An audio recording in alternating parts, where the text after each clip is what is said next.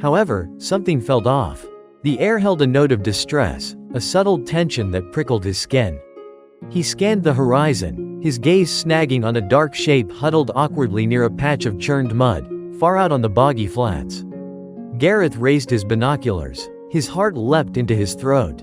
It was a horse, a wild mare, her dark coat matted with mud, her head hanging low. And nearby, he could just make out the tiny, restless form of a foal, whinnying plaintively, its calls thin and desperate against the vast expanse of the estuary.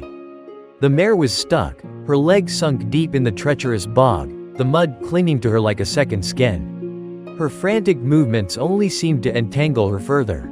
And then, Gareth saw it, her long, flowing mane, the very thing that usually added to her wild grace, was twisted around her leg, acting as a cruel tether. He'd seen horses trapped in the estuary before. Usually, they managed to free themselves. But this was different. The mare's exhaustion was palpable even from this distance. He could see the fear in her wide, panicked eye. She wouldn't last much longer. Gareth fumbled for his phone, his fingers clumsy with adrenaline. He knew he couldn't get to her himself, the mud was too dangerous. He dialed the RSPCA number, his voice shaking as he tried to explain the situation, the urgency of it clear in his tone. He stayed on the phone, his gaze fixed on the struggling mare, until finally, he heard the reassuring sound of a vehicle approaching. A small team of volunteers, their faces a mixture of concern and determination, emerged, carrying ropes and blankets.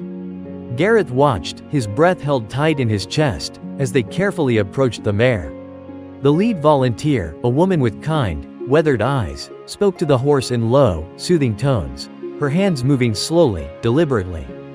It was clear they'd done this before. The mare, understandably, was terrified. She thrashed, pulling at her trapped leg. Gareth's stomach clenched. Would she hurt herself further? Then, slowly, miraculously, the team began to calm her.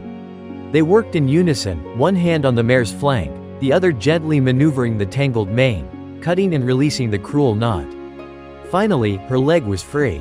But she was weak, her body trembling with fatigue.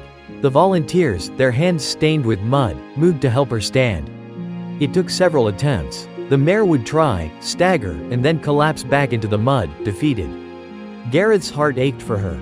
He wanted to run out there, to lift her himself, but knew he could only stand and wait, his hands clenching and unclenching at his sides.